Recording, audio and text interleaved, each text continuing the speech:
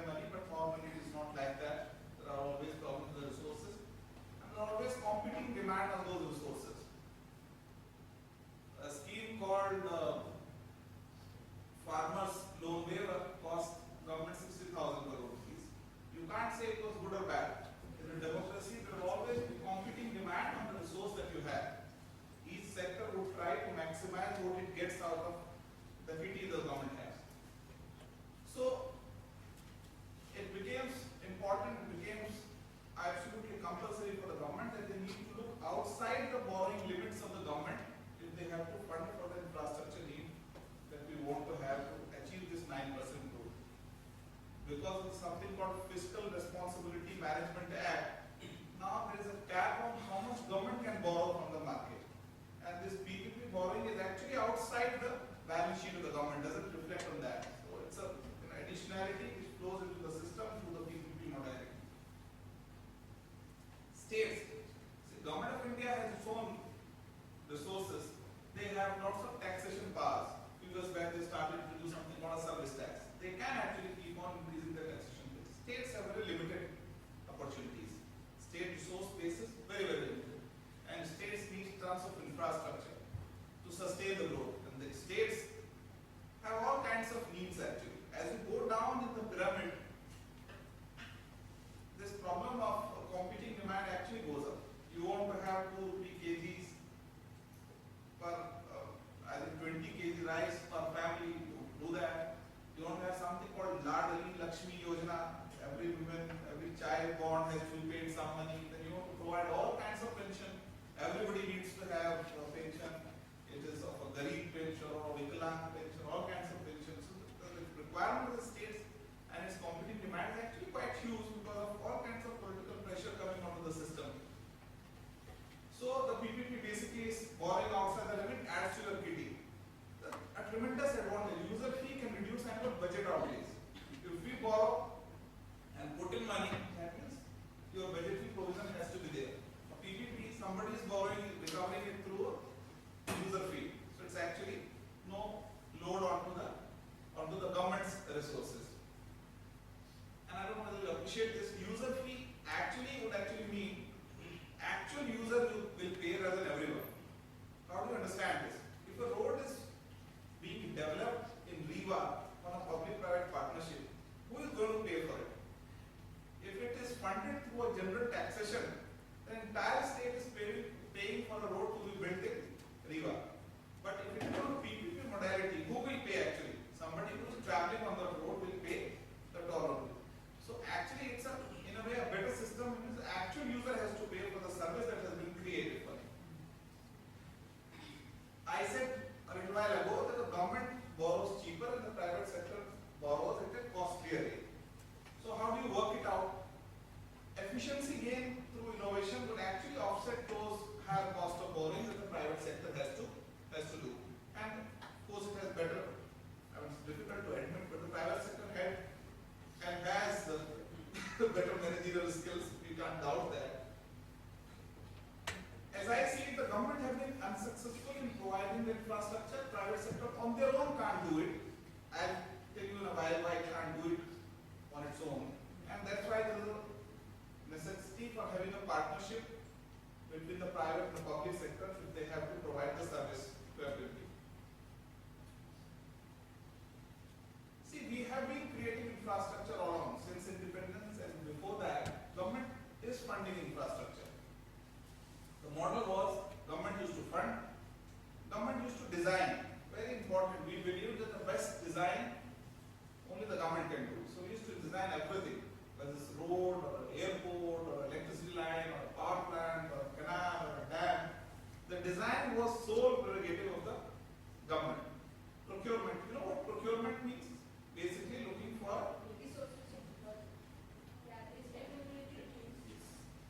well, I mean, as I understand, procurement is basically something, it's a word replaceable by something called tendering.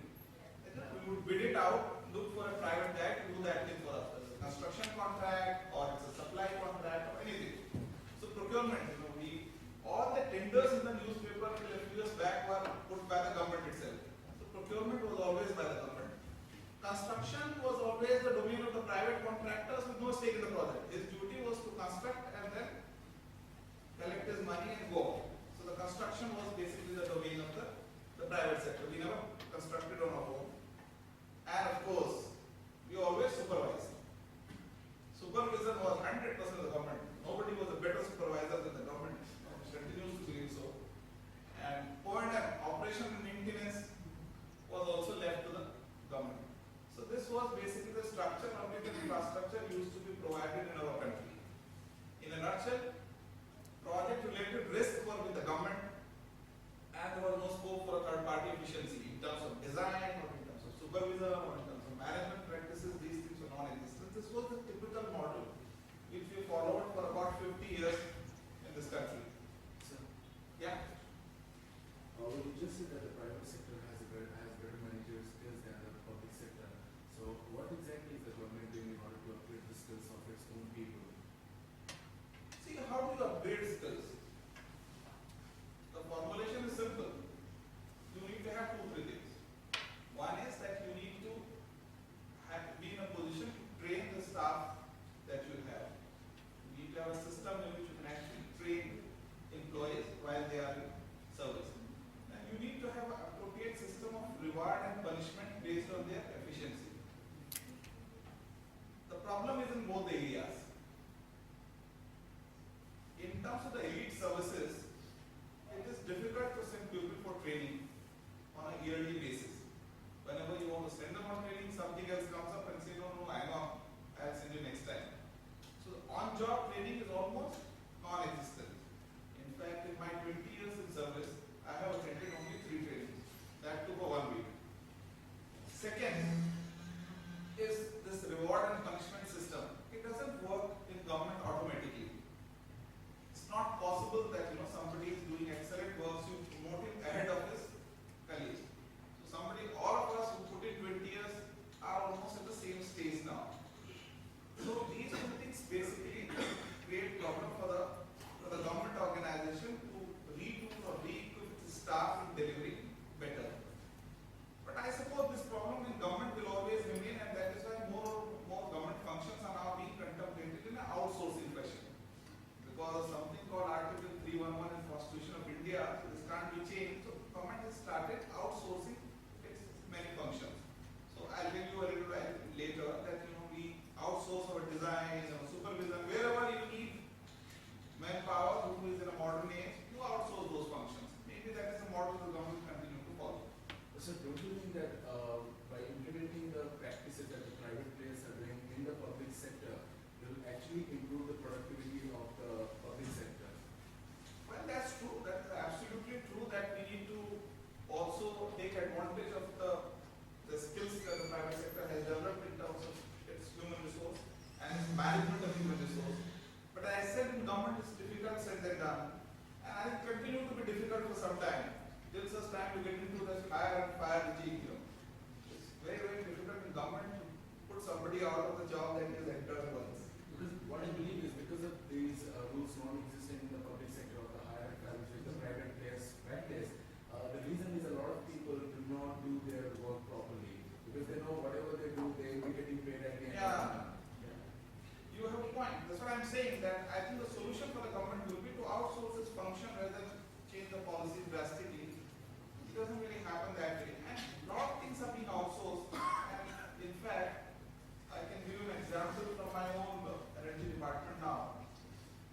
All my old employees that I have retained from SYL, Madhya Pradesh Electricity Board, gets higher salary compared to what I get from the private sector through an outsourcing model. So one has realized it's better to outsource rather than to hire. So instead of getting them on a permanent role, so you actually hire them on a contract and let them go. So maybe I think this is the model that will continue to evolve.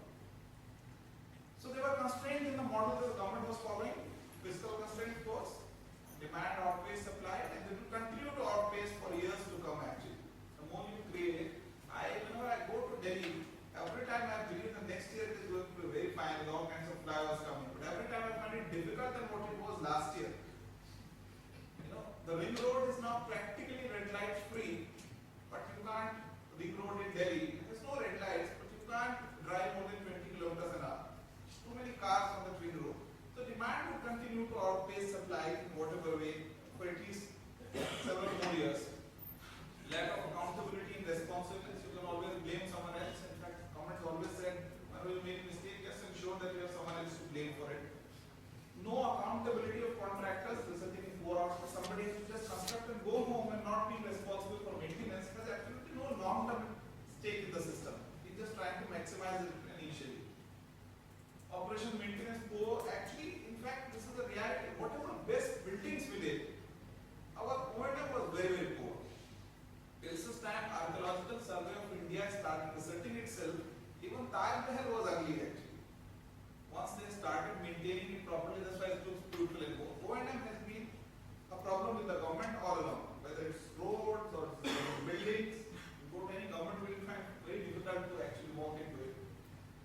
Quality, post was bad, and the ultimate result, the customer was dissatisfied. Customer in a democracy, who is a customer in democracy? The voter.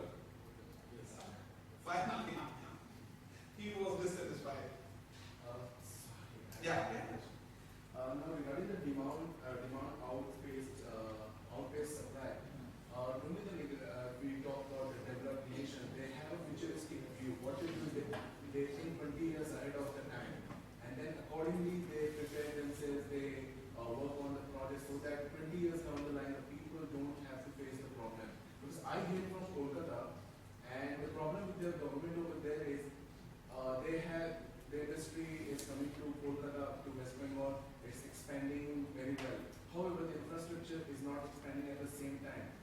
The government never thought of it. I mean, they did attract the private players and a lot of industries into the city, but accordingly they did not improve the infrastructure. Now, the problem is that now when the industry is already there, they're trying to improve the infrastructure, and then the people residing in the city have to face a lot of problems because of that.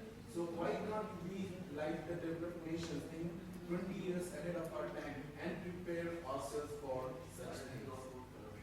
So anybody would like to comment on what he's saying? It's a very interesting observation. Obviously, he's not happy with New Alibaug coming up with Calcutta. Anyone would like to comment, say anything about that? What will I do? Well, I must tell you this.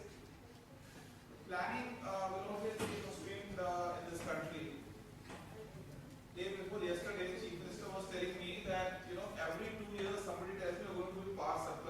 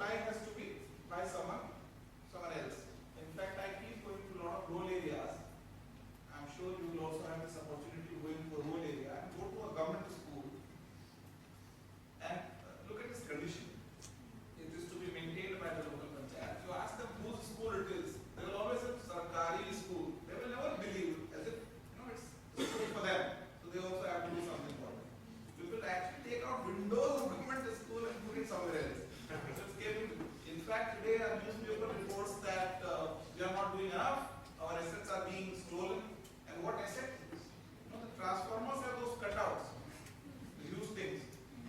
So somebody has actually taken out those cutouts and he wants sold it because there's some copper into it. To get some money out of it. So the guy has actually taken out the cutouts out of the transformer, and the newspaper, the whole idea was that we are not doing enough to protect our asset. How do you protect the asset? I have about 8 lakh transformers. Now how many policemen are they think of putting? This is nothing.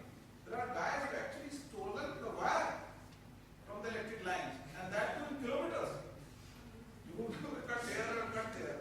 Now, in fact, whenever this issue comes up, I keep saying this, what is a law? And what is law enforcement? You are all bright guys. What is law actually? Is it a written word somewhere in some? Law is actually a codified version of accepted values of the society. If a society believes that killing others is bad, you put that in law. If you kill someone else, you will be penalized for that. Now, if society disowns those accepted norms, who can enforce? How can a traffic constable enforce a traffic law? I don't understand this. No way he can do it. It can only be enforced if at least 98% of the population wants to enforce that law. Then he can catch hold of 2% of lawbreakers. In fact, this is a typical example. You go to, we are taking a huge digression from the subject, but I'll still say this. You go to the railway crossing. When it is closed, they always put that divider. See what is that? It's a divider. So you're supposed to stand on half of it, other guys on that half of it. As the crossing opens, you also can move. Other guys also can move on the other side. I have never in my life I have seen a railway crossing working like that. Never in my life. When it closed, people will be walking on both sides. Other side also. Now how do you cross? This guy crosses. Just crossing each other through all kinds of. Now who can enforce that law? Is it really possible? How can somebody come and a constable come and say, no, you don't do this? Everybody knows you should be doing this. People do this. Fair enough. Let's move on. So what are the different models of public-private partnerships? So based on the contract duration, there are several models. And 2 elements, contract duration on one side and the risk being transferred to the other side. Based on that, there are several models available. Service contract, easiest. I can say I want to get my office cleaned up, no capital investment, we just need to get some manpower and clean it up on a daily basis, get paid for it. Small 1-year contract, 1-month contract, anything can be done about it. So this is basically a definition of a typical service contract. There can be a management contract. I own a hotel, I can't run it, look for somebody who can manage it for me, and then the capex is again on me. You can have 3 to 5 years management contract. Lease. Lease also a similar model. Depends on what kind of a duration you are trying to make it to. Again, typically lease doesn't involve the capital expenditure. BOTs. And finally the concessions, in which the capital expenditure gets into. You say, I allow you to construct this facility, so use your capital expenditure, maintain it for a fixed period, recover your money through a user charge, return it back to me. So the difference between a concession and a privatization is that at the end of the concession period, the asset has to come back to the authority granting concession. It's not a permanent transfer. Though there are concessions which are as long as 99 years. In real terms, it doesn't come back, but it's still got a concession because theoretically there is a presumption that the asset will finally come back to you. Even the Indira Gandhi International Airport is supposed to come back to government after a fixed period of concession, which in this case is 30 plus 30. So they are basically the same things in a different way. And what kind of a risk transfer is there? Typically a concession is a long-term concession, 25 to 30 years concession. Devas Bhopal Road is a 25-year concession. The guy has to maintain it for 25 years and finally return it back to the government. What kind of a cash flow are there? In fact, all these road concessions, first 10 years is always negative because your interest outgo is more than what you are recovering out of it. But finally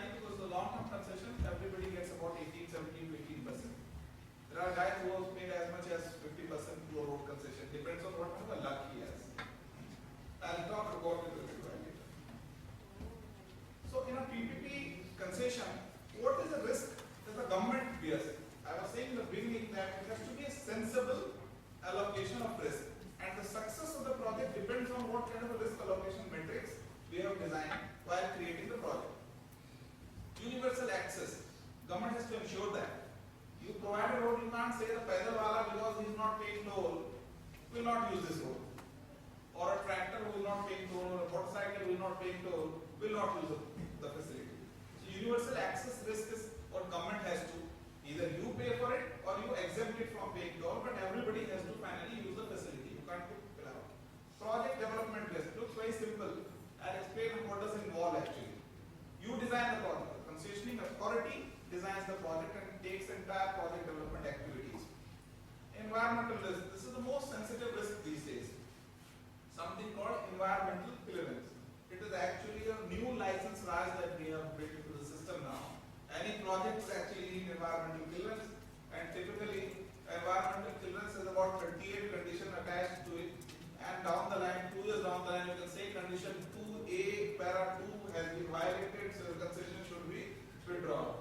So that you would have seen this, these many conditions coming in.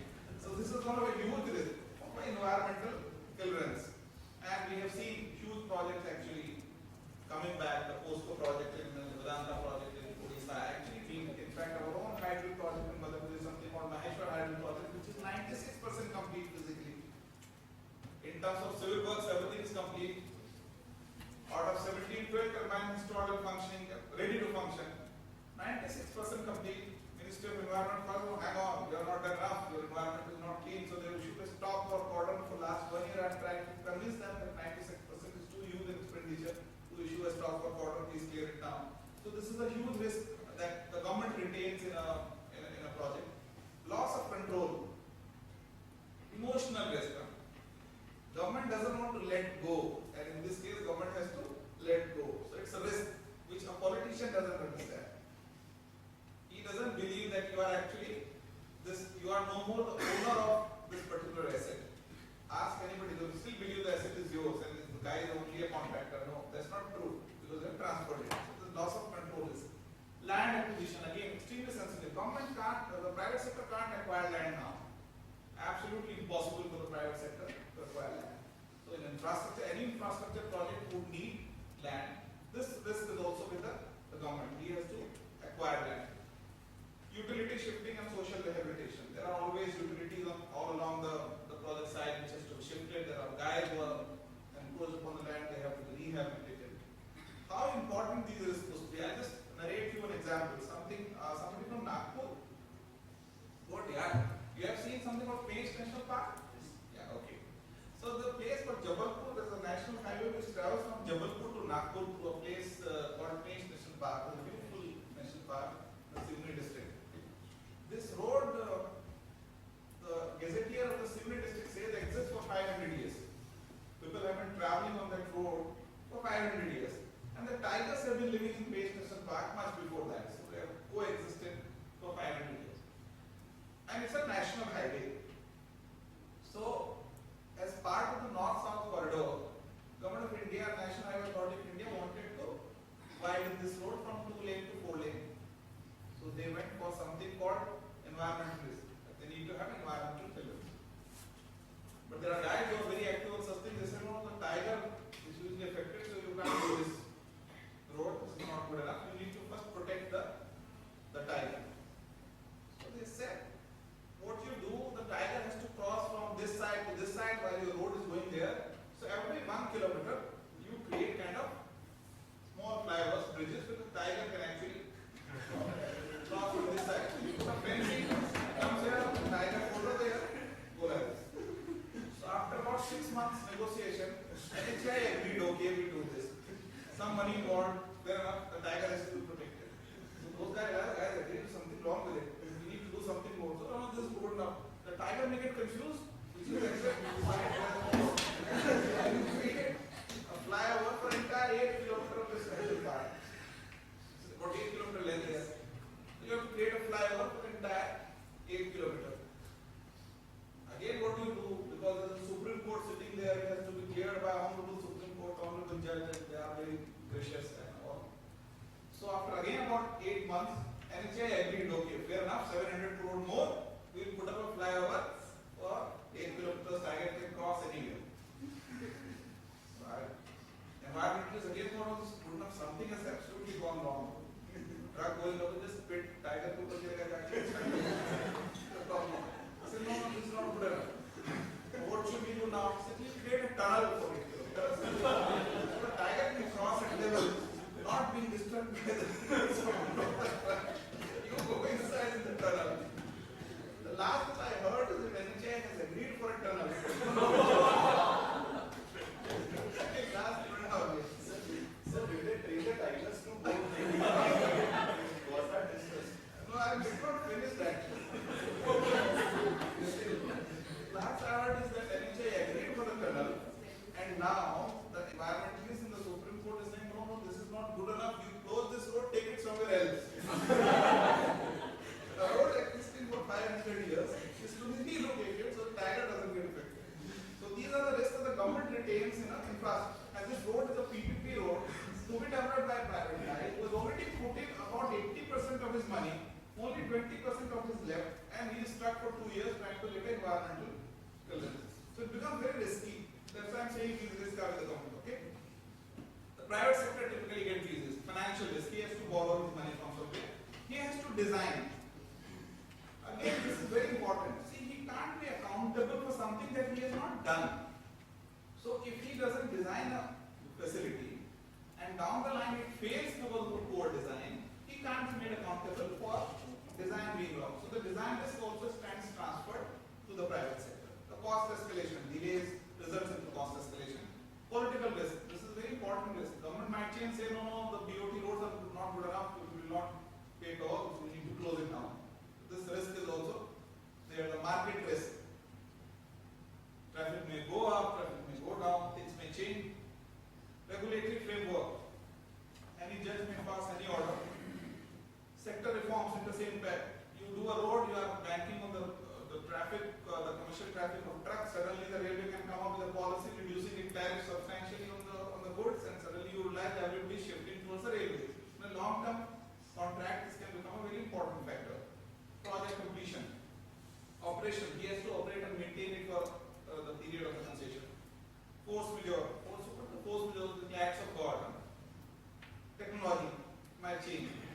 Most of the risks are transferred to the private sector, which private sector can handle. These are the risk transfers. So this is the risk allocation matrix that typically is designed for a PPP project. Okay. But PPP doesn't happen normally. It's one of the solutions.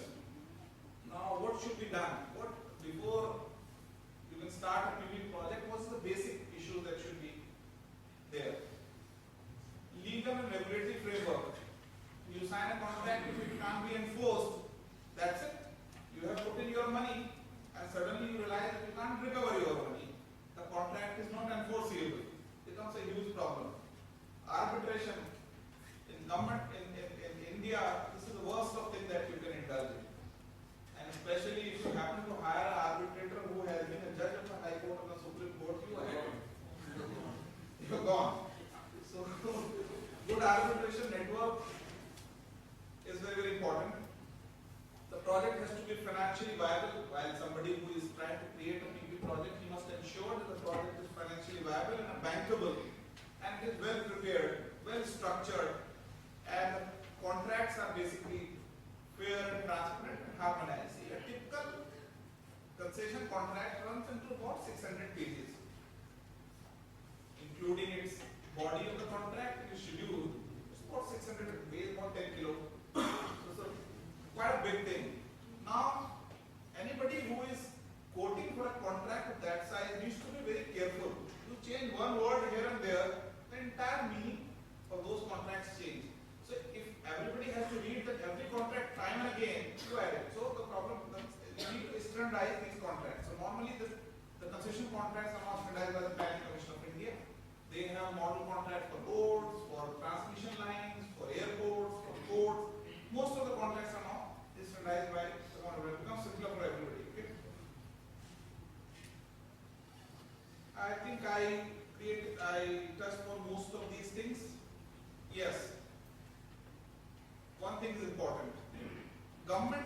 as a facilitator rather than controller. See, PPP being in place in most of this country, but so far UP and Bihar has not done a single PPP. And I am not sure when they will do their first. This tendency of the government to control things is the biggest obstacle in creating successful PPP projects. To change its role to that of a facilitator. To understand it is a private sector guy who has put in his money and he is the owner of the asset. This is the biggest change that we need to bring into in our mindset. And in fact, in Madhya Pradesh also, 4 or 5 years back, this was a huge problem. This mindset change among the government itself. And the last point, the project should be the focus as in gaining maximum out of the deal. Typically, when you want to bid out a project, you want to maximize the return and not really look about the project itself. So, what I did.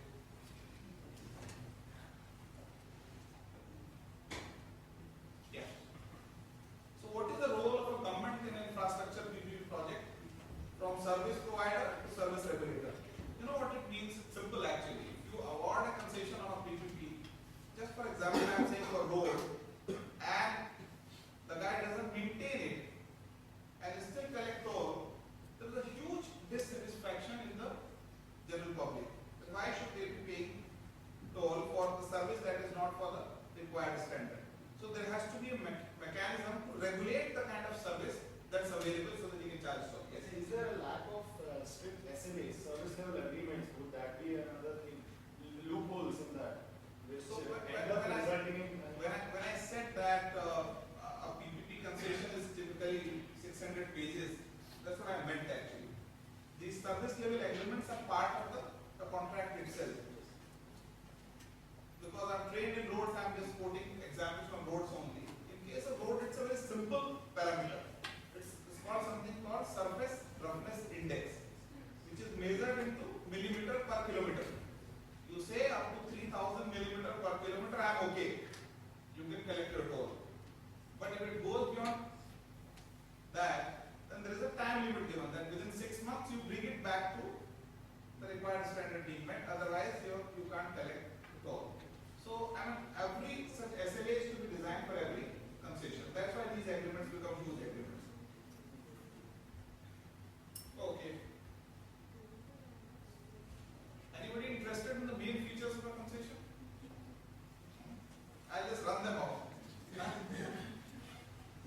So these are the government responsibilities: land, regulation, and ensuring adherence to service standards, and facilitating clearances. And I discussed about the environmental clearance, what kind of a problem it could be.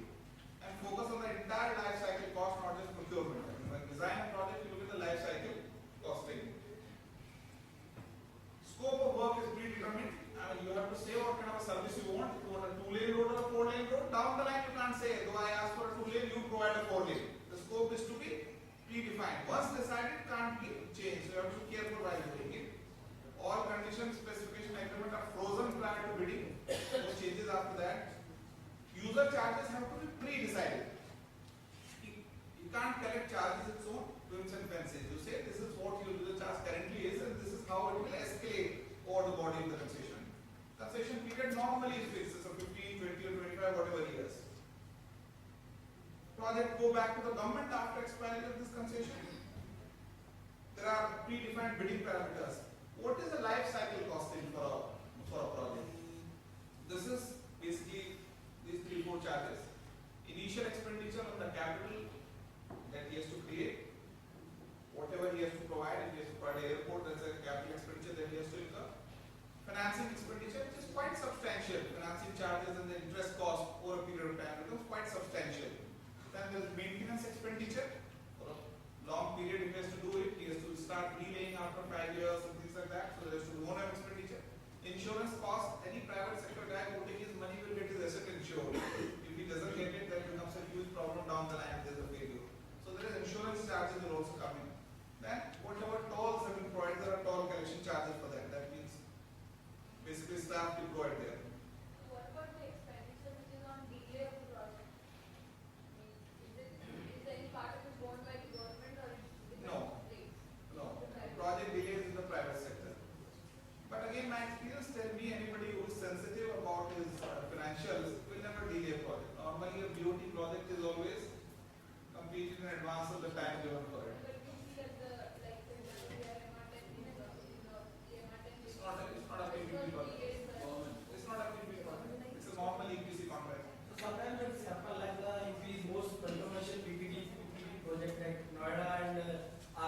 understanding.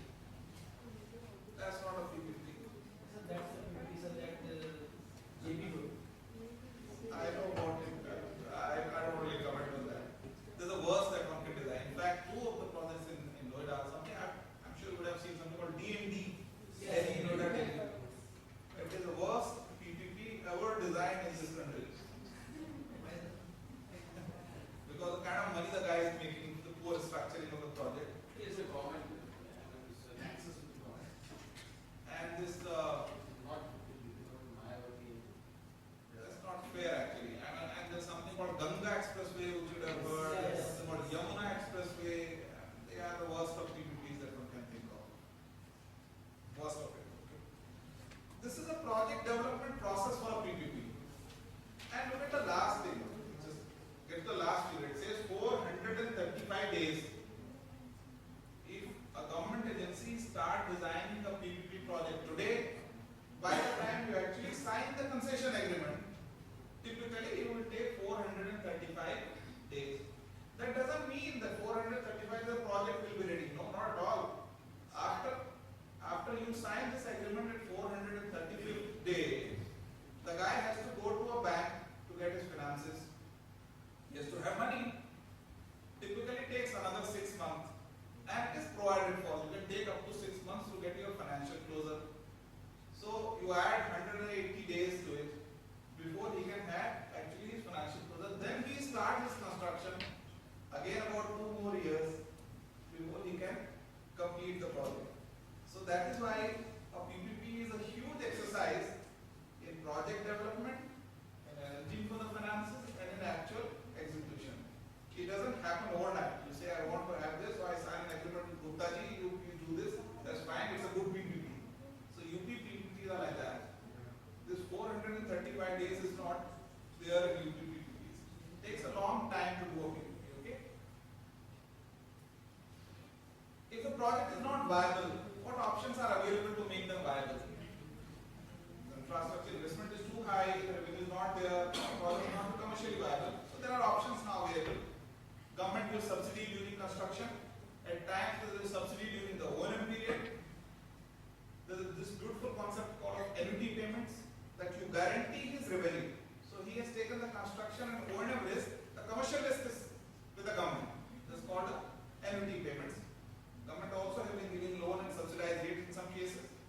At times government has done joint ventures. Airport Authority has done that for the airport privatization.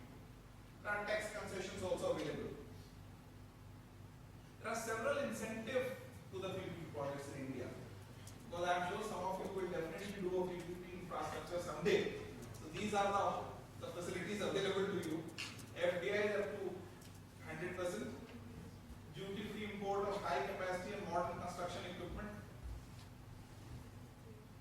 One of my crushers in Madhya Pradesh, imported of course from Korea by a PPP project proponent, created a world record by crushing a huge amount, 3 lakh ton per month in the crushing capacity. It was only possible because the crusher could have been imported because of the availability being available through this duty-free import. Then there is 100% tax exemption in any 10 consecutive years within the period of 20 years after completion of the project. I don't understand it, but I am told by the chartered accountant this is the biggest benefit available to a PPP guy. He can set off his losses through this. Yeah, whenever you are making more money. Yeah, I don't know how does it operate, but it does help, I am told. Then there is VGF, up to 40% viability gap funding is available. Concession period can go as high as 30 years. And more, there are model concession agreements. I am just left with 2 slides. And I won't let them go now. I need to talk about that. And basically these slides are for us as government, but I want you to have a perspective, what when you are going to a government for a PPP project, does he really understand what the government should be doing before awarding a concession? It becomes very relevant for a private sector guy. A political commitment. See, it's no point going to a state and bidding for a PPP project if the political commitment of that state is not in favor of such project. It's absolutely critical that there is a political will to promote infrastructure through public-private partnerships. But what if by the time of the execution of the project, the political party changes? They are not So that is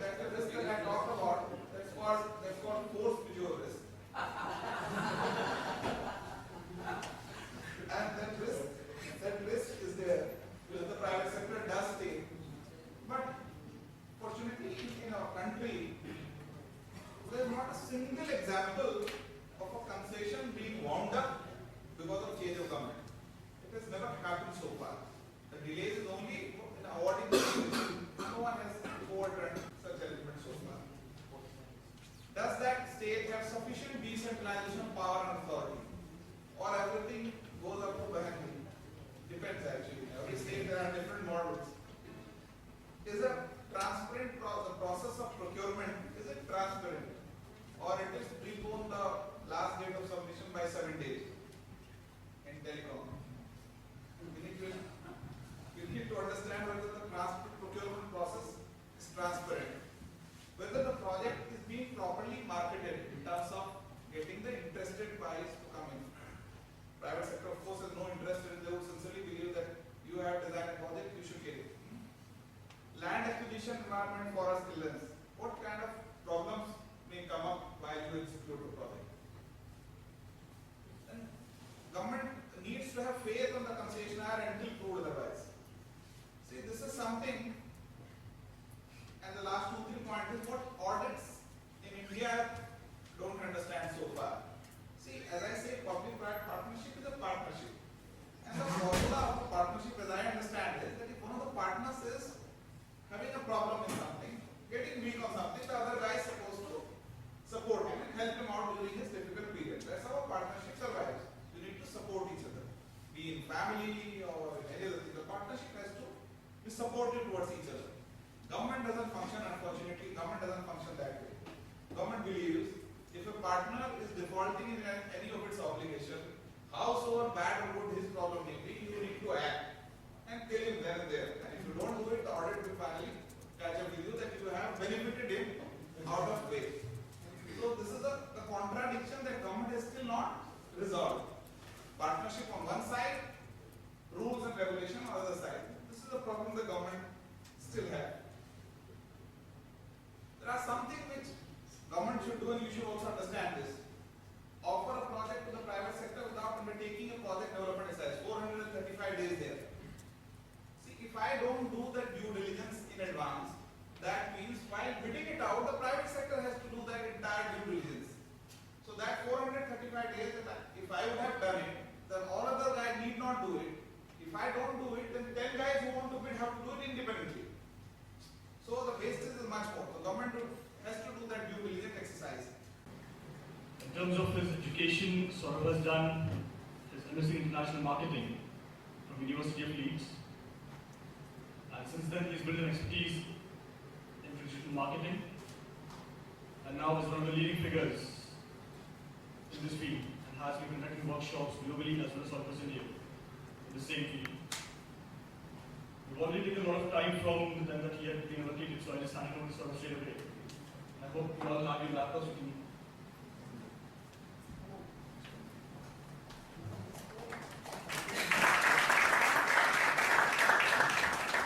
Thank you for the introduction. Good morning, guys. Not audible. Good morning, guys. Good morning. Wow, thanks. Right. So, how many of you are on Twitter yet? Very good number, guys. So, we got say 50% of the crowd on Twitter. Yeah. How many of you on Facebook? Awesome. Good gossiping, yeah. How many of you on LinkedIn? Good. And how many of you blog? Awesome. Slightly. Okay. Good. Right. So to start with, what is social media according to you? What do you believe is social media? Anybody could answer.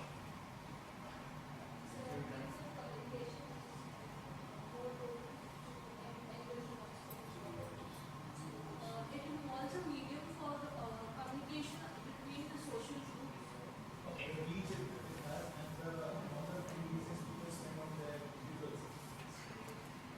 Okay, so it's a social networking platform, as you guys say, which is technically supported. Yeah. So when I say it's technically supported, the example is Facebook, Twitter, LinkedIn. So they are all technically social networking tool where the collaboration or the conversation goes on a larger platform than the usual ones. So how in India did social media evolve? What happened and how did it start? So if you look look into it, we started networking just the usual way, marriages and the social meetings and the social gatherings. So the social networking never happened. It is not that social media evolved for the social networking, but it actually did happen. But social networking sites supported the conversations beyond the meetings. So we used to meet, we used to take up the conversation in the managers, in the meetings, in the conferences, and social media supported it to the next level. So people started conversing, post the conferences, post the marriages, it all used to happen on social media. So people used to attend marriages, they take pictures out there, they share it on Facebook so that it reaches to the people in their network and the conversation go beyond. So the conversation on social media never stopped. So guys, in India, which is the first social networking site? Which got really popular? Orkut. Hi-Fi. Orkut was the next one. So Hi-Fi was the first social networking site in India where people enrolled themselves, started Hi-Fi with people out there, but it did not get popular as in case of Orkut. Orkut was amazing in terms of photo sharing and the video sharing. And that's the most popular activity. And as a communication graduate, photos and videos are something that is closely associated with you, right? So now, in this platform, Orkut became very popular in India and Brazil. There were two countries where Orkut actually overtook it. It rocked the show out there until Facebook entered these countries. Why do you think people moved from Orkut to Facebook? What could be the reason? Sorry? Privacy, yes. That's the most important reason that people moved from Orkut to Facebook. What else? Exactly. So sorry. Exactly. So the reason I moved to Facebook was poker. Yeah, there was this very popular game called poker on Facebook. So when I was in UK, I joined Facebook just because I wanted to play poker with other people around the world. It was virtual currency. We had to spend money out there. We created people in reality from different parts of the world. And then it went to Farmville, it went to different games, and just went on. So the game, what you used to play on Facebook, it used to be beyond that particular level of just interacting with networks or just interacting with people, but you could actually network with people all across the globe. So you're actually playing a live game with different people on different parts of the world. That was the main reason that people started shifting from Orkut to Facebook. And there was another reason. Orkut was national. Orkut was limited. People used to just be limited to, say, Brazil or India, but never went beyond. So when you used to invite people from US to Orkut, they said, what's Orkut? When you used to invite people from Australia, they said, what's Orkut? But Facebook changed the world scenario. 500 million people are on Facebook today, which is a huge number. If Facebook would have been a country, it would have been the third largest country in the world. Yeah. Now, so if you look into the scene, people started joining Facebook, especially the urban populace of India shifted to Facebook because their friends were beyond the national level. Their friends were from Australia, their friends were from Germany, their friends were from different parts of the world. So people started networking with them on this platform and Facebook became popular just since then. Also, the viral activities on Facebook is beyond what is on Orkut. So whatever you share on Facebook could go viral, could reach to anybody in the world, and it's up to your limitation what you want it to be for. Now, so if you look there, LinkedIn, blogging, Twitter. Now, when I talk about Twitter, Twitter became popular in India just because celebrities. Amitabh Bachchan is there, Shah Rukh Khan is there, Priyanka Chopra is there, right from the politicians to, say, for example, Shashi Tharoor is a big-time case study in India for using Twitter. Celebrities went on Twitter, and the followers of the celebrities went on Twitter to listen to them. Especially the rural India are also on Twitter just because they want to follow what Shah Rukh Khan says. Though I know Shah Rukh Khan did not take up the conversation with us, he did not reply us back, but still, we make sure whatever he does, we give him a congratulations, we thank him, we do as many things as possible because we anyways follow in the real life. So the conversation with these celebrities became easy, though they did not respond to us, that's a different story, but it became easy.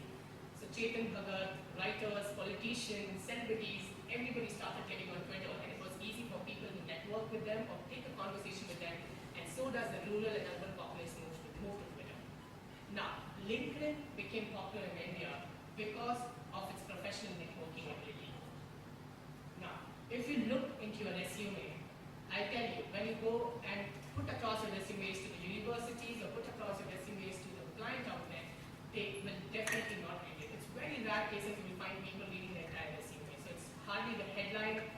few percentages are there, but not in reality, they actually read the full thing. But LinkedIn is actually a professional database where you can include whatever you want, you can share whatever you want from a personal and professional perspective. Mainly from the professional perspective, you can get recommendations and it can become your very powerful bio.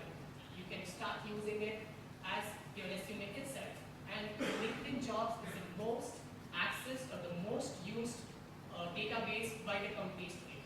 So if they do not understand, they've stopped forgetting the value of Naukri.com, Monster.com, and other .coms that sends resumes to these guys, but they've started taking value of this, where they actually get to see the profile of the person and not their resumes.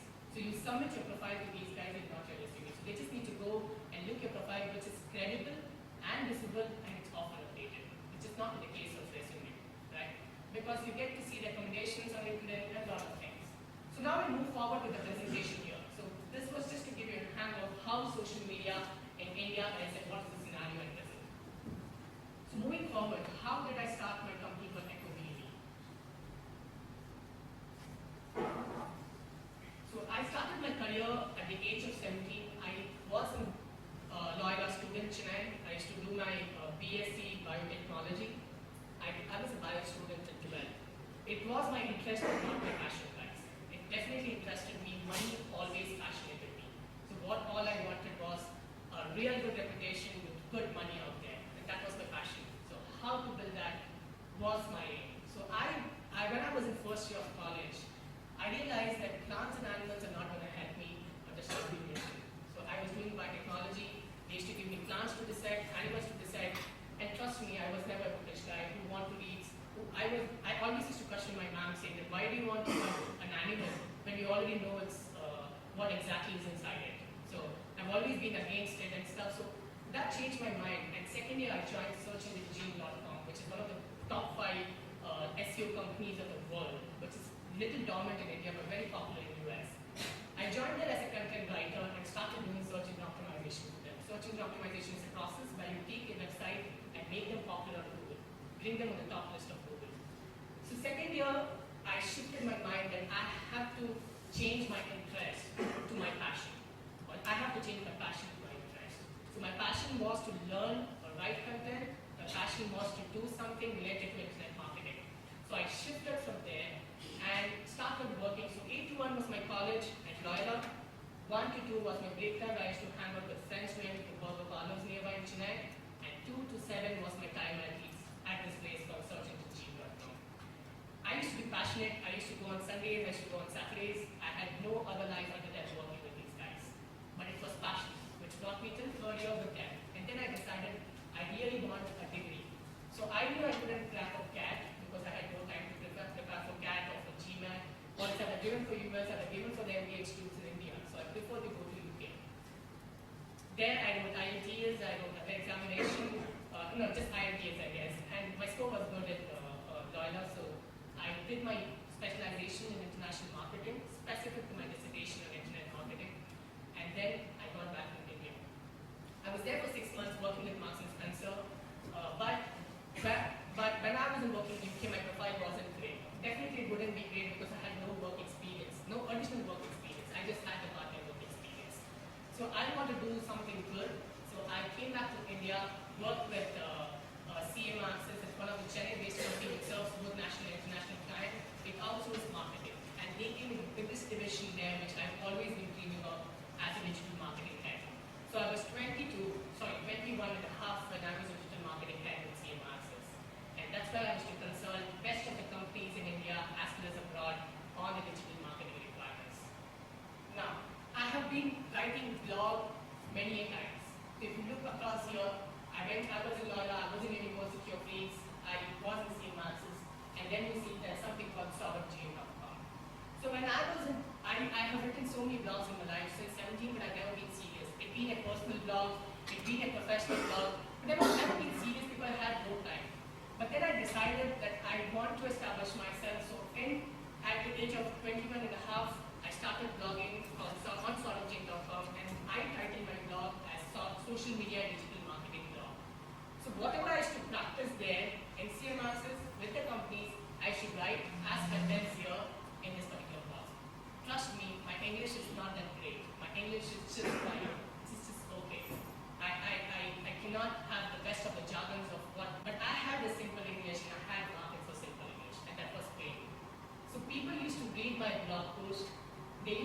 follow me on Twitter, they used to follow me on Facebook, they became friends with me. And at the end of the year, when I was working in CM Access, I had an opportunity to join a company called Elitad as their board of advisor. So which was a very good, a very big position for me.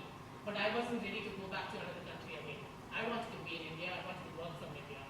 So I said, hey, rather me being there and being a board of advisor, why not you outsource your work to me? I do not want to be a board of advisor. I just want to be a partner with you guys. Outsource your work to me and I'll work from India. I'll form a team and start doing that. And they agreed upon, and that's where I thought of starting this company called Echo VME. And that's called Echo Virtual Marketing Ecosystem. So the birth of this company is because the need was already there. So I never started and went for projects. The projects were already there and I started this. So the first step, the project came to me was via my blogging. So blogging is something that is very closely associated to me. How much ever busy I am, I ensure that I at least write one professional post or a post that can add a lot of contribution to the ecosystem. So it could be about social media facts, it could be about social media marketing, it could be about anything related to digital marketing, it could be a case study or whatever it is, but I make sure that I blog something unique. If not, I make somebody else blog on my behalf and I give them ideas of what I want from him and later twist that particular blogging on what my knowledge is. So this is how I started my career and it went forward, and now we do workshops across India and at the international levels.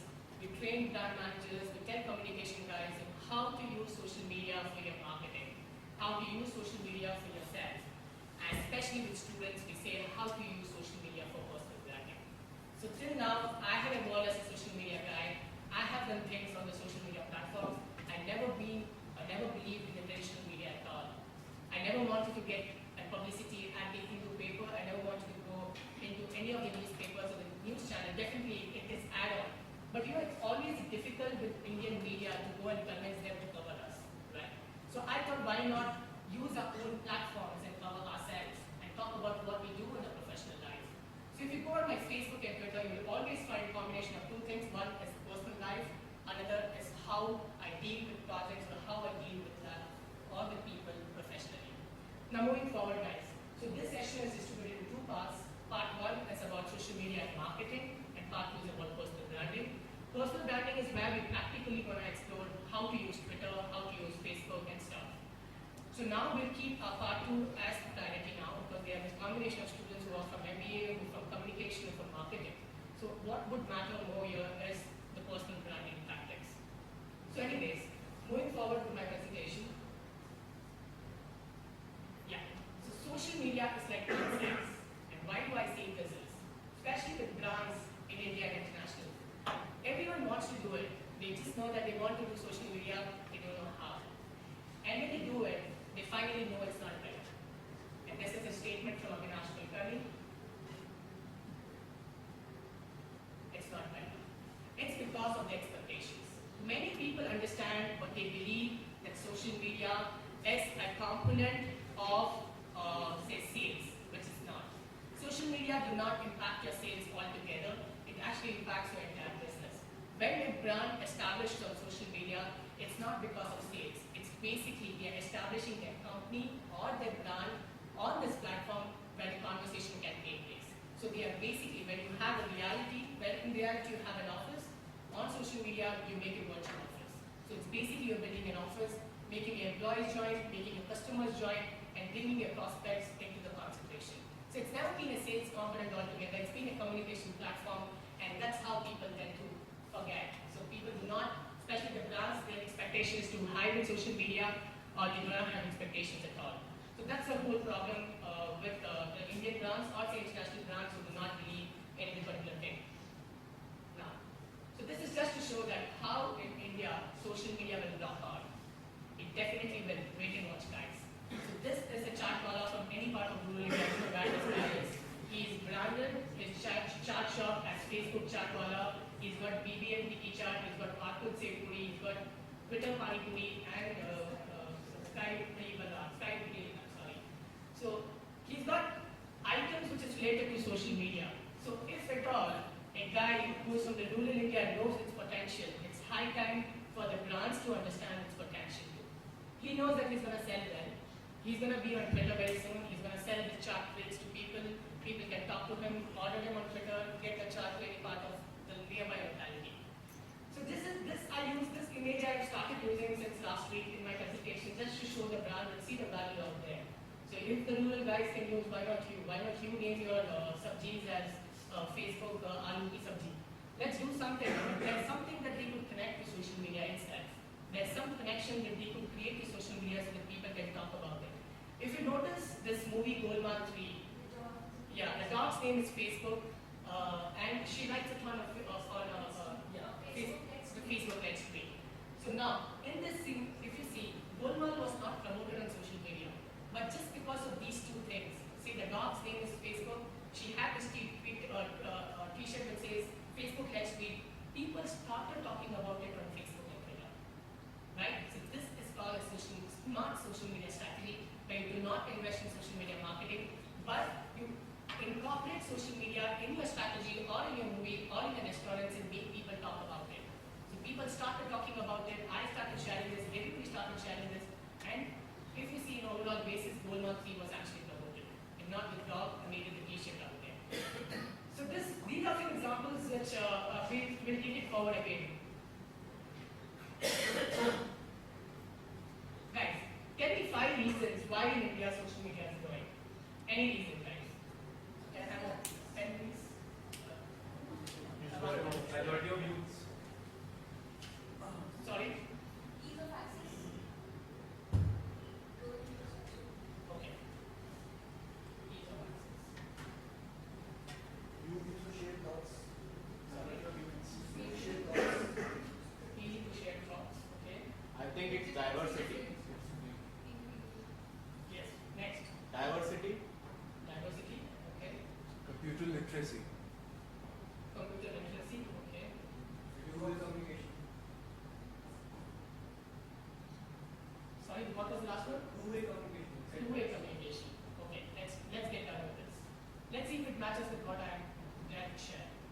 I definitely know that you guys are doing MBA, you are a JICM student, you are Leeds Metropolitan University student. But if you look into it now, guys, there's more than these terminologies. This is something that definitely every student would want to say. But there is something else to it. First of all, it's our culture. To converse with people, to interact with people, and take up things with them. When a train journey happens, say from Chennai to Rajasthan or Chennai to Jaipur, trust me, we share food with the people around us. We become friends with them. We become friends with them as in a way that we know them since years, and we never gonna leave them ever after that. Trust me, after that we never contact with them. We don't even interact with them and we just forget them. That short instance of conversation or that networking phase makes us believe that yes, this is something that I wanted to meet for. I wanted to meet this guy. So social networking is in our culture. We want to meet people, we want to talk. A small journey, say my journey from Chennai to Delhi, Delhi to Bhopal. I made 5 friends in the flight nearby. We just exchanged cards. I'm not sure if we're gonna connect later, but we became friends. It was just for 3 years duration. So if you see on Facebook or Twitter, we have this habit of adding random people also. So beyond adding our friends, we also have this habit of adding random people just to know them or to network with them, right? Now, so it's in our culture. And next thing is we all love to show off. I have got the car, I have to show it off on Facebook. Say, hey, I've got a new BMW. I have got a house, I have to take pictures of the same, I have to show it off to people. I have done anything really good in my life, I have to show it off to people. And this has become a showing off platform for people.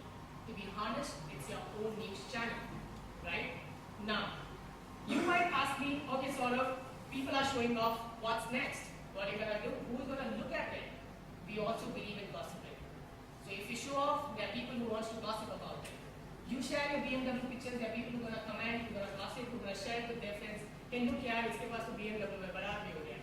Simple. So we love gossiping and sharing. It's been a culture. Now, most important thing is trend, right? It's a trend in India that whatever goes, so Orkut was its free, we all join Orkut. Facebook was its free, we all join Facebook. Twitter is happening, we all join Twitter. So it's become trend in India that whatever is in this free, we just go join them and be a part of that particular thing. Right? Now look into it. So I was talking about, say, trend. So parents join Twitter and Facebook just because they want to secure their children. People join this because it's a fashion statement. I don't Facebook, no, I'm still an awkward man. You're still an awkward? Come on, give us a break. So it's become trend, or it's become a part of a fashion statement that we are on Facebook and Twitter. Especially Facebook is at least boring now. But if you say you're on Twitter, then wow, you tweet. Now that's again a fashion statement with people that they tweet. Now, finally, we love entertainment. So the most important activity that we perform on social media is that we share images, we share videos, and that's what we do majorly. This is the most important thing which happens to social media. So this is for the communicating students to understand, or the English students to understand, that if you go on a social media platform as a brand, it's very, very important to use these two elements, an entertainment factor across, to make things visible for people or entertaining for people. I'm not sure how many of you guys have watched this video called MTR Avoid Me. Have you guys watched this video called MTR Avoid Me? Is Wi-Fi fast here? So we'll look at it now. So now if you look at this particular example of MTR Avoid Me.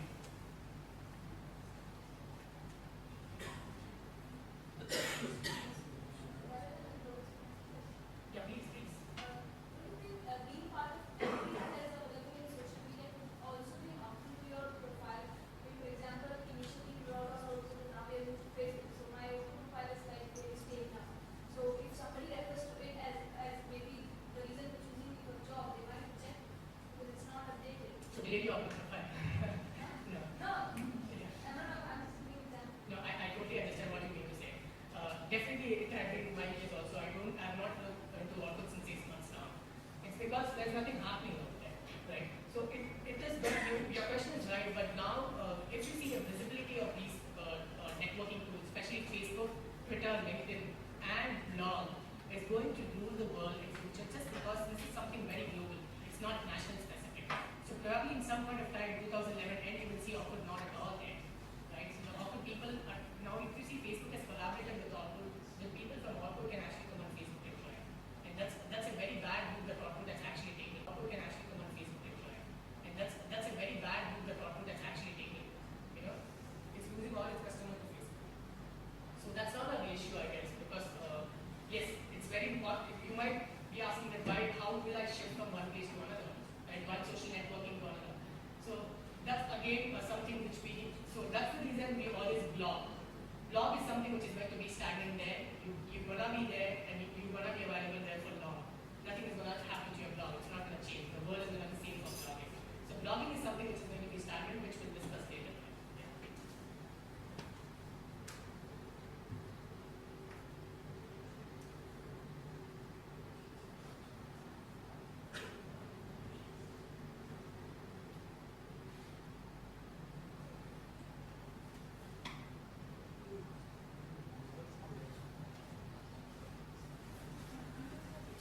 Okay, so this is a campaign which was run by MTR, which is a very, very famous advertisement. It's very, very popular on Facebook today. People keep sharing, and that's how the brand gets an recognition and recognition. So look into this video. This is great now, guys.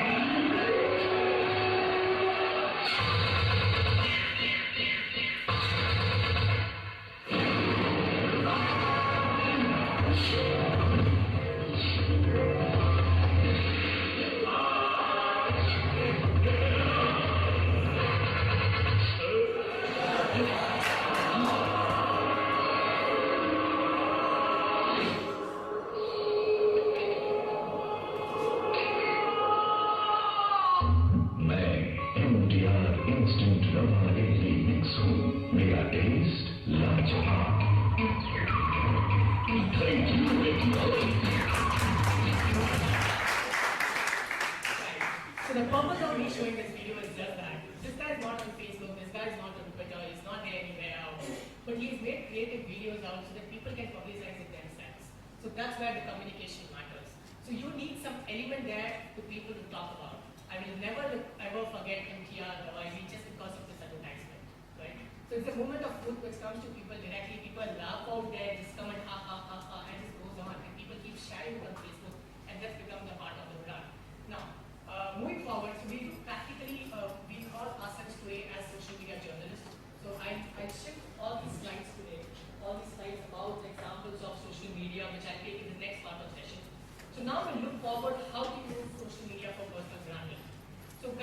who are on Twitter, they will all log in on Twitter and will learn how to make your Twitter profile visible as well as credible enough for the conversation or for being available on Twitter. Now, for Twitter, I just want to say Twitter is a 140 characters messaging service where everything limits to 140 characters only. You communicate with people, you do activities, and everything limits to that 140 characters. Whatever you share with Twitter goes global. It just does not remain there, but it reaches to the maximum people in the world, which is not in case of Facebook, which is not in case of Outlook, which is not in case of any other tools out on social media. And that's the power of Twitter.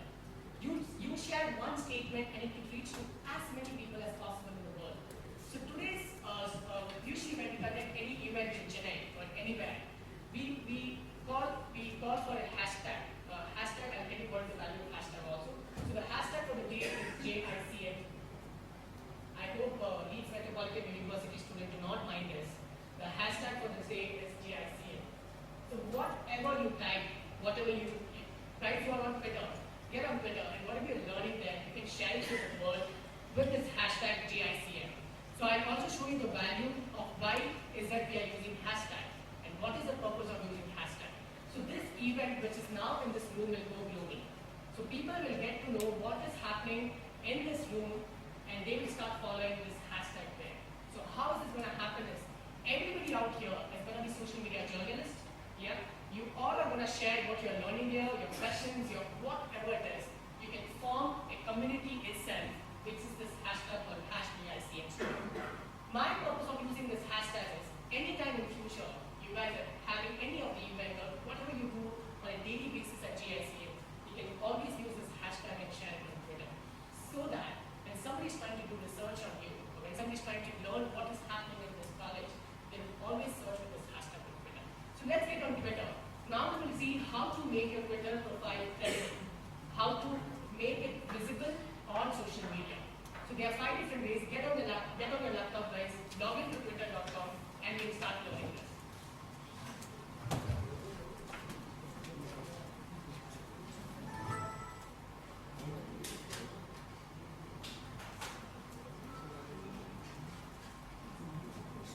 So how many of you are very active Twitter users? Or just randomly you guys go and share something out there?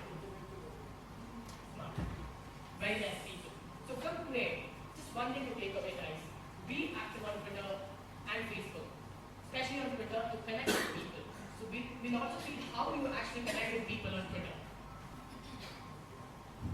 So guys, you have not created a profile yet. There's a simple steps which you need to follow as signing up. Now, when you create a Twitter handle, guys, it's just to share with you, make sure that your Twitter handle has your name. Many people create Twitter handle, say full too fatu or notorious guy or ye sab cheezein is good, but definitely not for your personal branding purpose. If at all, by God's grace, you get your name itself. So if you get your full name, whatever it is. So for example, my name is right there, it says sort of J. Right? So if you get something like that, that would be something which is really good. Why? Because people later, when off Twitter, they always converse saying that, hey, sort of J tweeted this. So if you keep your Twitter handle as saying notorious guy, they would say notorious guy tweeted this. So they don't know who notorious guy is. So that would add value to you. So if you say that you do not have your full name out there, yeah, you can always have your first name and a number attached to it. You can have your first name and anything funky attached to it, but have your name involved in a particular Twitter handle. Make sure your Twitter handle, which is going to be here, is not more than 10 characters. Why? It's because Twitter itself limits to 140 characters. And if you take 20 character space to define your handle, you're just left, for people who are messaging you, it's just left with 120 characters to message you. So ensure your Twitter handle is between 5 and 10 characters only. So that's the limit maximum, I would say 10. So have your password enrolled, you have your email, have your terms and service done. So if you all are there, we'll go to the next step on how to make your Twitter profile visible and credible enough. So guys, you're done with it? Yeah. So your handles are created. Now, the next step is to log in, which you already guys are in.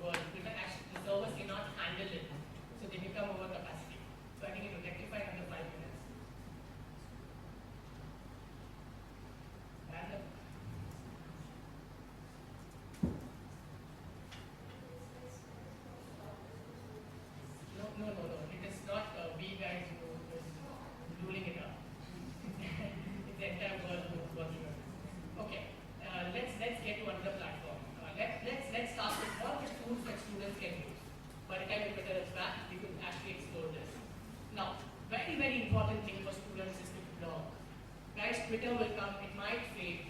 Facebook will come, it might fade. Output was there, it is almost faded, right? Your social networking becomes worthless after it becomes faded, right?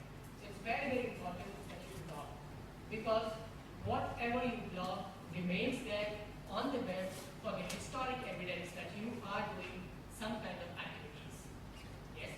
We will now look into, before we go to Twitter, we'll learn blogging, and then we'll go to Twitter by the time Twitter is back. Why is blogging important is that when you blog anything out there, it's very, very possible that it gets visible on search engines, which is on Google. So if you're writing on communication, when somebody's trying to say search communication tips or 101 communication tips, you might see your blog visible on the top list, and you might get a lot of readers to your blog. Okay? Very, very important that you have to theme your blog. There are three types of blogging. One is personal blogging, one is niche blogging, and third is corporate blogging. Corporate blogging is definitely not associated with you as a student. There are two things. One is personal blogging, and second is niche blogging. When you do personal blogging, you actually share what has happened to your life. You went to marriage, you met this girl, you felt this, X, Y, Z.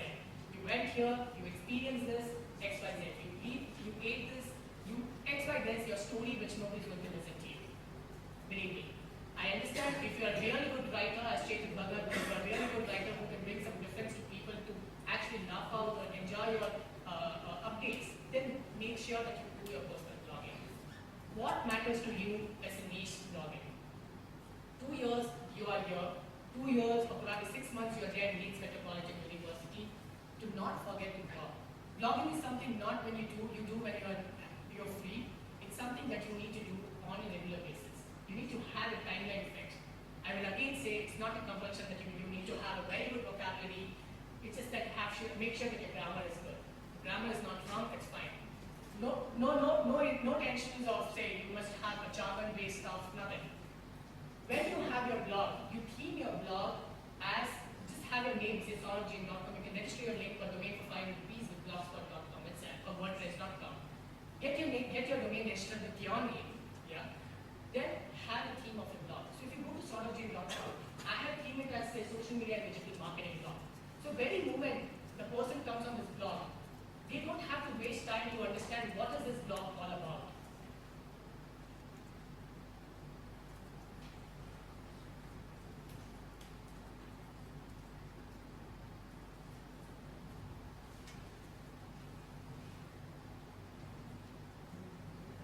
Yeah. So theme your blog is something very important.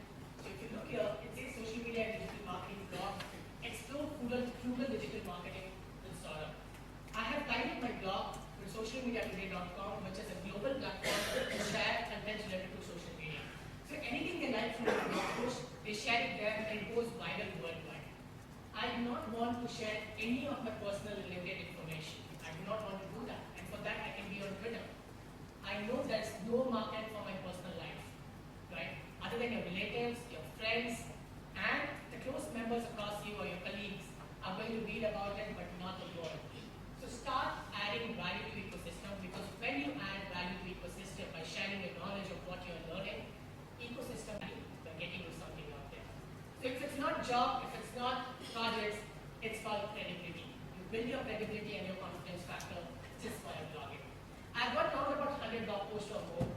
Every time I blog, I get confidence on that particular topic which I've blogged about. So tomorrow, if I have to talk something about the topic, I actually go and read the blog post which I've already written a year back. Whatever I've practiced, I know. If somebody asks me what is your thought on this, I just go and take a link from there and share it with a particular person. I don't have to write the mail. It's all there on my blog. So you just have to go through. Now, when you create your resume, or when you are talking to a brand, or you're going for a job, you don't have to sell yourself, you don't have to explain yourself if you're blogging on a niche topic.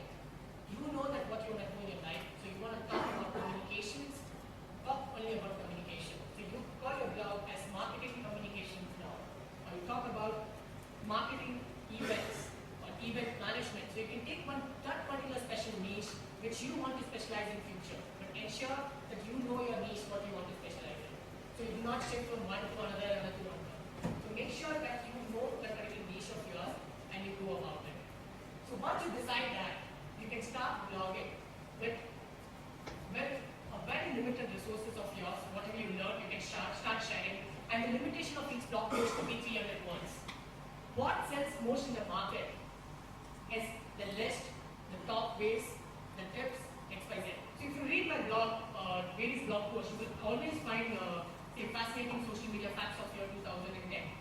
has got 7 tweets from here, but it's got on 638 tweets from socialmediatoday.com. So if you see, these are the facts, which is the weakness of every marketer, every market research guy they would want to explore. So all I did was I spent 2 days, I identified the best of the blog posts, the best of the posts in the world, collaborated them together and posted about it so that it becomes a resource for people. And when it becomes a resource for people, you become thought leader in the particular field. So it's just that a matter of time you spend and you take it seriously. So this is one thing. If you look at other blog posts which say stop paying best deals site of India. Best deals is like snapdeal.com, mydollar.com, dealsinu.com. I'm very sure you guys should be part of any of these, which is very popular in India today. So I write lists, I write case studies that could actually add a value to my brand itself. So what you could do is when you start blogging, yeah, the first thing that you need to do is first thing you need to have your theme placed, very, very important. And the second thing is you need to have your topics in place. So for example, you're planning to write blog. Do not start today in the fast speed. Make sure you have got at least 10 blog posts with you in your WordPad or anywhere else, and it's stored in your laptop. Why am I saying this is? Because once you start blogging, make sure you continue. And once you become passionate, and once you start seeing people coming to your site via Google Analytics, you will never forget blogging. Because people will start appreciating your content, you will start sharing it, and you will start getting credible enough for that particular blog post. And once you get that credibility, you gain thought leadership, and you will never mess up blogging. Mind it. It becomes part of your life, whatever it is, say 11 in the night, 2 in the night, you actually will sit and write a blog post, saying that, hey, I didn't write a blog post for this week, let's contribute something out there. When you blog, as I said, the theme is important, topics are important. So, say you have decided to blog today, so today's date is 19th. So you say that my blog will launch on 19th of December, yeah. So before that, you can decide you want to use Blogspot, you want to use WordPress, whatever you want to use, what will be the theme of your blog, how would the design of your blog be, what are the kind of things that you would want on your blog, and then decide the blog post. So you can decide 10 different topics related to communication, say 50 ways to communicate in the marketing language, or 50 ways to organize an event in a better way. Something that would add an easy value for people to read. So people will not read a lengthy blog post or a content that you write for paragraphs and paragraphs and paragraphs. It's too boring for people to digest. Put across list so that it's very easy for them to count 1, 2, 3, 4, 5 and they start implementing it. At the same time, it's very easy for them to share. Because they always believe if they share the list, it might go on retweet speed. People will start retweeting it, people will start sharing it, and so on. So make sure you have your topics in place and write your blog post for 10 topics. You keep your 10 topics ready. Write blog post for the same for the 19th of December, which the day you're going to launch your blog. From 19th December, once you start blogging, you can take, this is called content bank, where you're going to store your contents. So you take one content from there and start sharing on the blog. So every day, so 20th December you're sharing one, 22nd December you're sharing second, 24th December, you already have content, all you have to do is just copy paste it and make it look good. When you do that, at the same time, as the content goes from here to there, you can keep adding a blog post to this number. You can start searching for content. Guys, it's not essential to write a lot of things. You can take any picture, you can comment on it, what's your thoughts on this, you can start doing that. So it could be just anything, whatever you've learned here, you can share that. It doesn't mean that it should be only professional out there. So when you see the blog, you'll also see about the events that we organize. But it is again events related to social media. So I want to make sure that this blog is only about social media so that people get to know that Saurabh J is a social media guy or he is related to social media somehow. So keep updating this content bank and keep posting it out there. So when you have 10 blog posts, when you have the content bank with you, you're secure that you are doing blogging on a regular basis. Right? So you are not overloaded with a lot of tasks in your real life and not overloaded with a lot of tasks which you are trying to build on the virtual sector. But believe me guys, once you bring your brand on the virtual sector, 2 years of a time of your blogging year, after 2 years you will start seeing value from search engines. Google will start placing your blog post on the top list and stuff. A lot of people will start coming to your blog. And when you go to any of these places where you want to apply, and when you share a link with them on your blog, they will definitely look at it and will see a lot of information from your site, which you will not be in a position to show them within an hour of interview. right? Within 1 hour of interview, you will not be in a position to show that value to them. So it would be easy for you to do that via blogging. And you don't have to do that because you already have this for historic evidence. You say, they say they don't believe, you say I have done my blog, you can read about what my thoughts are on that. And that's how it works. The blogging on personal branding section, it works that way. Once you do blogging, you have a lot of things to converse on Twitter and Facebook. So you can share your links of these things on Twitter with people, you can share these things on LinkedIn and share it on Facebook also. So you have things to converse from a professional perspective, not just the personal brand. So that's about blogging, guys. Now, when you do your blogging, you can integrate your social media tools there, just like retweet button, Facebook share button. It's very simple. You just need to go on Google and say how to integrate Facebook with Google, or how to integrate Facebook with my blog, how to integrate Twitter with my blog. You will find first 5 posts on that particular thing. You just need to follow the top 10 steps and you get that integrated to your site. So a little bit of technical that you can do it yourself, but once you start doing it, you will start seeing value. Any questions on blogging, guys? Anything about blogging that you find difficulty? See, it's just that you need to start it and you will start seeing the value out there. Any questions about blogging? To register the name, we told that we can register on how Yeah, see, you need to purchase a domain. You can go on GoDaddy.com itself. Okay, when you go on GoDaddy.com, it's a link buying place. You buy a link and then you transfer that link to your blog. All of the Blogspot itself, blogspot.com. When you go on this action section, the setting up section, there's an option where you can buy a link with Google itself. So once you buy your link, that becomes link of a blog. So when you say saurabhjain.com, you will see this is a Blogspot blog and they will land up here. It would not be saurabhjain.blogspot.com, but neither would be saurabhjain.wordpress.com. So you can customize it. It's very possible when you start using it. Any other question?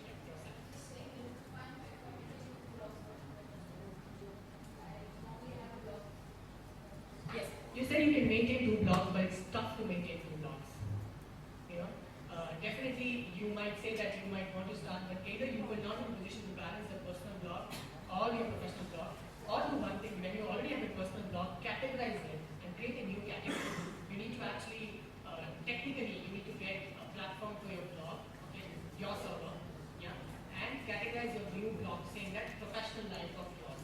So you talk about those things also. So you can have a combination of both in one itself. Any question, guys, on blogging? You can ask me any questions out there. Now let's get on Twitter. If Twitter is working, is it working? It's working It is? now. Okay. Yeah. See, if I write about something which I'm not express, maybe I have something which I want to express. Is it fine for me to use your Yes, it could be. So it's your opinion. It's democratic. You can share it. Definitely. So if you see my opinions on the case studies, they are practiced by the best of the branch of the world, the best of the agencies. But I still put across my views. I still get appreciation from people. So I don't bother which agency is doing it. It's just my opinion. So I clearly say it's Google Digital Marketing with solid. So it's my opinion personally and it's my blog, so I can share anything I want. So there's nothing called immaturity. It's your thoughts, so you can do that. Because they know that you're a college student, your level of knowledge is less than what they know. So there's another crediting factor to it altogether. So guys, any other questions on blogging? We'll take it later or we can do it on Twitter. So let's get to Twitter. So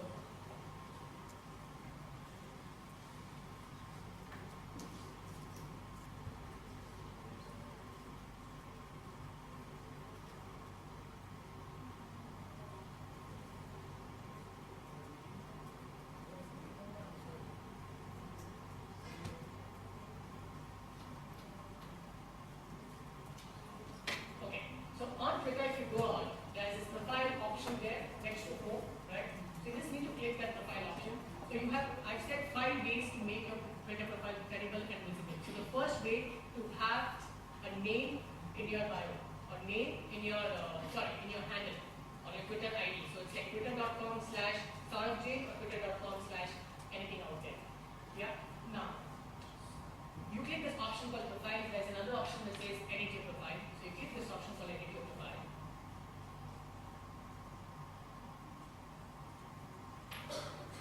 Make sure you do not protect your tweets. So when you click the option called edit your profile, there's this option say protect my tweets. Do not protect your tweets. If you really want to protect your tweets, please don't tweet. Because Twitter is for making it visible to people. So if you want to make it attractive, then you can be on Facebook itself. So do not protect your tweets. That's the first step that you need to take. Now, once you log in there, you click profile, you click edit your profile, you again need to click this option called profile. When you click this, you can have your name out there. Very important to have the location. So you need to have city as well as country. It's because when somebody is trying to search you on Twitter, they might search you with the city you belong to. So you can always have, say, Bhopal